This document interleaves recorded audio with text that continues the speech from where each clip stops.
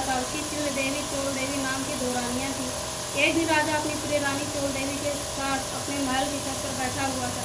वहां से उसने समुद्र के जल से घिरा हुआ एक रमणीय स्थान देखा। उसे देख राजा प्रेमातुर हो अपनी प्रिय रानी चोल देवी से बोला, हे सम्मुखे देवी, देखो यहाँ मैं तुम्हारी प्रसन्नता के लिए नंदनवन को लज्जित करने वाला सुंदर बाग लगवाऊंगा। अपनी प्रिया को सपनाथ रात में राजा ने बगीचा लगवा दिया। कुछ दिन बाद वे बाग वृक्षों, लताओं, फल फूलों, रंग बिरंगे पक्षियों के चहचहाट से अपनी अद्भुत छटा दिखाने लगा। एक दिन उस बाग में बड़ा भयंकर प्रलय काल के समान एक सूकर आया। उसने सारे बगीचों को नष्ट कर दिया। बाहु से बाग के रक्षक भी मार गिराए। कुछ रक्षक उसके भय से व्याकुल हो अपनी जान बचा राजा के पास पहुंचे। राजा ने सारा हाल का ये सुन राजा बड़ा कुपित हुआ। सेना से बोला, तुम शीघ्र वहां जाकर भयंकर सूकर को मार डालो। राजा की आज्ञा पर सेना चल दी। घोड़े पर बैठकर राजा भी चल दिए। चारों ओर से बगीचों को घेर कर राजा ने सैनिकों से कहा, जिस मार्ग में सूकर निकल कर भाग जाएगा उस मार्ग का कोई भी रक्षक उसे न मार सकेगा, तो मैं उसका सिर काट डालूंगा। तथा बाग के चारों राजा स्वयं अपना घोड़ा अड़ा कर खड़ा हो गए और सुबह सूकर राजा से ही निकल कर भाग गया। राजा बड़ा लज्जित हुआ। घोड़े को चाबुक से मारता और उसका पीछा करने लगा। पीछा करते करते वह सिंह, व्याघ्र आदि हिंसक जीवों से युक्त घोर जंगल में पहुंच गया। वहाँ ताल, मसाल, हिताल, साल, अर्जुन, लता आदि के वृक्ष थे। राजा जंगल में चारों ओर से देखने लगा। आगे चलकर सूकर राजा के सामने आया। राजा ने देखते उसके भाला मार दिया। भाले को लगते सूकर ने अपने शरीर छोड़ दिया। वह सुंदर गंधर्व शरीर धारण के विमान में बैठकर अपने लोक को जाते हुए राजा मंगल सेन से बोला, हे पृथ्वीपति, आपका कल्याण हो, आपने मेरा उद्धार किया। अब मैं आपको अपने हिसाब की कथा सुनाता हूँ। मैं चित्ररथ नाथ का गंधर्व हूँ। एक बार देव समूह ब्रह्मा जी बैठे हुए थे। चंद से सुख से आदि तालों से मैं सप्त स्वर में गान कर रहा था। गाते गाते मेरी ताल बिगड़ गई। इस पर क्रोधित होकर ब्रह्मा जी ने मुझे सूकर होने का साथ दे दिया। फिर प्रार्थना करके उन्होंने कहा, तेरा उद्धार धर्मात्मा राजा मंगल सेन के आंखों से हो।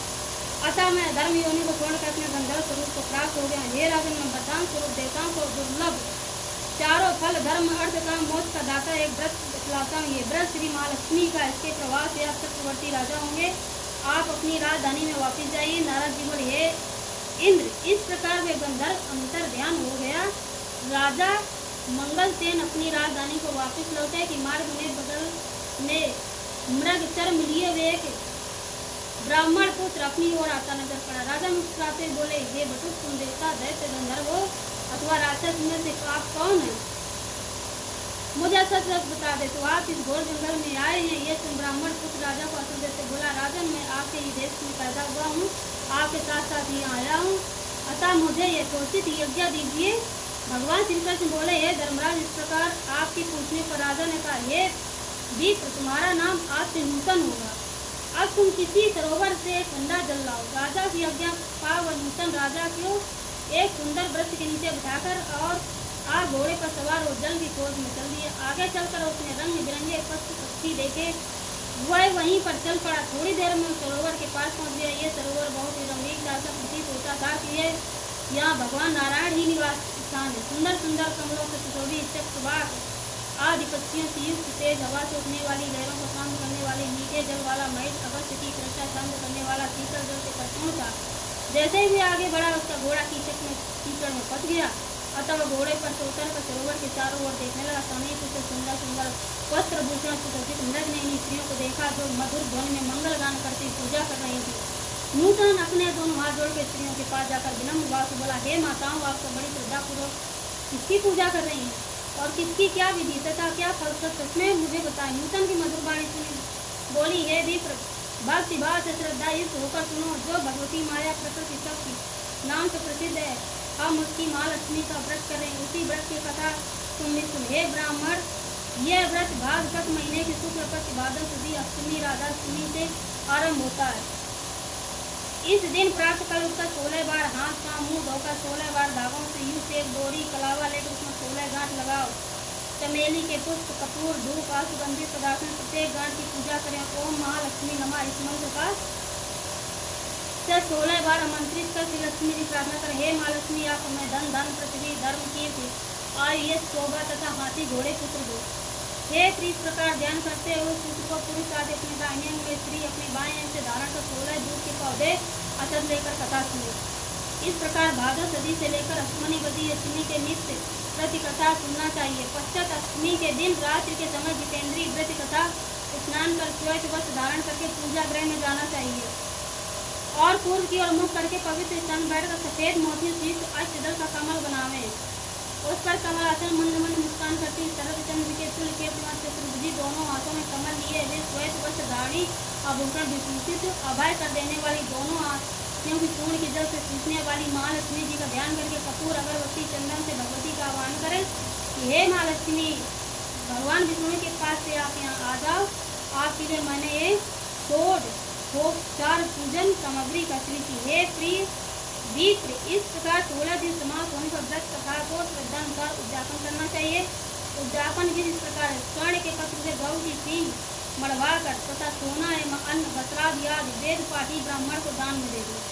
यदि इतना न हो सके तो यथाशक्ति द्रव्य दे दे, अतः 16 ब्राह्मणों को जिमा कर वस्त्र आदि की दक्षिणा दे दे।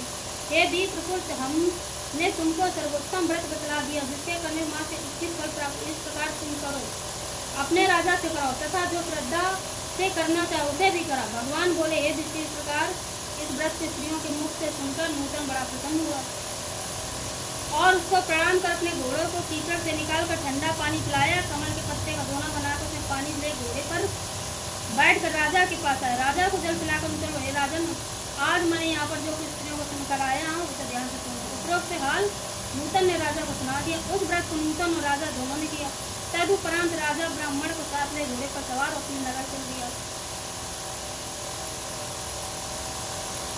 राजा का आना सुन सब नगरवासी बड़े प्रसन्न हुए। भेंट आदि वस्तु लेकर बाजे के साथ राजा की अगवानी करने चल दिए। चारों ओर घंटा घड़ियालों के शब्द होने लगे। ऐसा मालूम होता था कि खुशी के मारे सारा नगर नाच रहा है। 16 श्रृंगार किए गजरामनी स्त्रियां भी मंगल गीत गाती हुई राजा की अगवानी को आई। नगरवासियों द्वारा सत्कार किया गया। राजा ब्राह्मण कुमार नूतन के साथ घोड़े पर से उतरकर अपने महल में रानी चोल देवी के पास गया। रानी चोल देवी राजा के हाथ में सूत्र बांध दे क्रोधित हुई, परंतु क्रोध को छुपाकर विचार करने लगी कि राजा शिकार के बहाने किसी अन्य स्त्री को प्रेमालाप करने लगा। इसी कारण उसकी बाह में उस स्त्री ने अपने सौभाग्य के लिए एक डोरा बांध दिया और साथ ही मुझे देखने के लिए इस ब्राह्मण को भेजा जाता। क्रोधित होकर उस डोरे को राजा की बाह में से तोड़कर फेंक दिया। राजा उसकी करतूत न समझ सका, क्योंकि वह सेवकों तथा मंत्रियों की जंगल का सारा हाल बता रहा था। उस समय राजा की दूसरी पत्नी चिल्ल देवी की एक दासी राजा को देखने आई। उसने भूमि पर पड़े उस डोरे को उठा लिया और उस ब्राह्मण से डोरे के बारे में सारा विवरण पूछा। दासी ने सारा विधान जाकर अपनी स्वामी चिल्ल देवी से जाकर कहा हुआ राजा का सूत्र भी दे दिया। रानी ने उस समय नूतन को बुलवाया भेजा और उससे बतलाया गया व्रत दान विधि विधान सहित करने लगी। भगवान बोले, हे पांडुनंदन, युधिष्ठिर, एक वर्ष बीतने पर लक्ष्मी पूजा के दिन रानी चिल्ल देवी के महल में अपार बाजे बजने लगे। ये देख राजा को लक्ष्मी पूजन की याद है। राजा ने अपनी बाएं बंधे सूत्र को न देख अपार चिंता में डूब गया। नूतन ने रानी चोल देवी द्वारा उसे तोड़कर फेंके जाने पर सारा हाल राजा को बता दिया। राजा क्रोधित रानी चोल देवी से बोला, अरे दुर्बुद्धे, अब मैं तेरे महल में लक्ष्मी पूजन न करके रानी चिल्ल देवी के महल में लक्ष्मी पूजन करूंगा। ये कह राजा चिल्ल देवी के महल में चला गया। इसी बीच लक्ष्मी जी गुड़िया को बनाकर परीक्षा लेने रानी चोल देवी के घर आई। रानी चोल देवी उसके निरादर करते बोली, अरे दुष्ट, तू कौन है? मेरे घर कैसे है? चल भाग यहाँ से। इस प्रकार लक्ष्मी जी रानी चोल देवी तक अपमानित होकर उसे श्राप देते हुए बोली, मूर्ख, तूने मेरा अपमान किया था, होकर मुखी हो जा। आज से इस मंगलपुर का नाम कोलापुर होगा। फिर वृद्धारूप लक्ष्मी जी वहाँ चलकर परीक्षा लेने चिल्ल देवी के महल में और रानी ने उनका बड़ा सम्मान किया। रानी ने सम्मान से लक्ष्मी जी को वृद्धा का रूप क्या साक्षात अपना लक्ष्मी स्वरूप धारण कर लिए। देख रानी चिल्ल देवी ने लक्ष्मी जी को सत्तांग प्रणाम कर बड़े प्रेम से नाना प्रकार से उसका पूजन किया।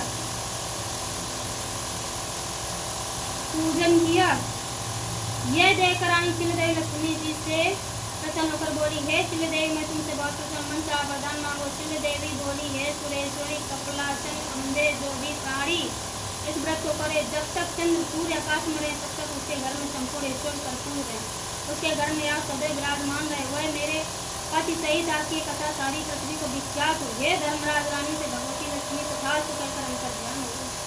पश्चात राजा मंगल ने रानी चिल्ल देवी का बड़ी श्रद्धा से पूजन व्रत किया। दुराचारी रानी चोल देवी इसके अब होकर रानी चिल्ल देवी के महल में जाने लगी। वहाँ बैठे प्रधान से अंदर जाने से रोक लिया, क्योंकि लक्ष्मी जी के चार कमर छूकर के समान भीग रही। रानी दिखलाई नहीं देती। सब दुखी हो जंगल में महल मीरा के पास उसकी दशा देख मुनि इंदिरा ज्ञान दृष्टि द्वारा उसकी सारी बातें जानी।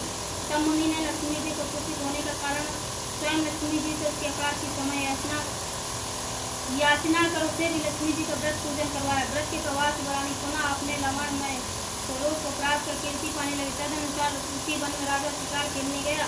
वहाँ मुनि अंगिरा पुटी रूप रावण से युक्त अनुपम देवी को देख राजा मंगल बोला, हे महर्षि, मुझे अपनी सुंदरता से इस वन को प्रकाशमय करने वाली स्त्री कौन, इसका कारण मुझसे को। राजा की बात सुन महर्षि अंगिरा ने उसकी सारी कथा सुनाकर रानी चोल देवी उसे सौंप दी।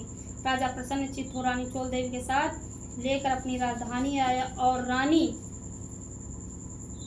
चिल्ल देवी सहित पृथ्वी को नाना प्रकार के भोग भोगने लगी। दोनों रानी बड़े प्रेम से मिलकर राजा की सेवा करने लगी। राजा मंगल पृथ्वी को समस्त सुख भोग अंत में स्वर्ग हो गया और मंगल नक्षत्र नाम से विख्यात हुआ। नारद जी बोले, इंद्र, समस्त व्रतों में श्रेष्ठ श्री महालक्ष्मी के व्रत में तुमसे कहा, जो व्यक्ति इस व्रत को करे वह धर्म, अधर्म, काम, मोक्ष चारों पदार्थों में भागी होगा। अतः तुम इस व्रत को करो, जिससे धन, दान, भूमि, कीर्ति, आयु, यश, शोभा, घोड़ा, हाथी, पुत्र, पौत्रादि प्राप्त हो, तुम्हारी कीर्ति फैलती रहे।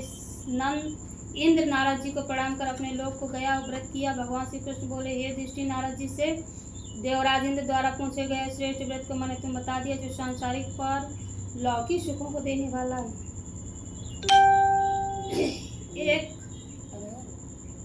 एक समय महर्षि द्वारपायन व्यास जी हस्तिनापुर आए। उनका आगमन सुन महाराज धृतराष्ट्र उनके आदर सम्मान कर राजमहल में व्यास जी को सुवर्ण के सिंहासन विराजमान कर पाद्य आचमन से उनका पूजन किया। व्यास जी के स्वस्थ चित्त होने पर राजा रानी गंधारी ने महर्षि व्यास जी से हाथ जोड़कर प्रश्न किया, हे महाराज, आपसे हमारी प्रार्थना की स्त्रियों को कोई ऐसा व्रत सरल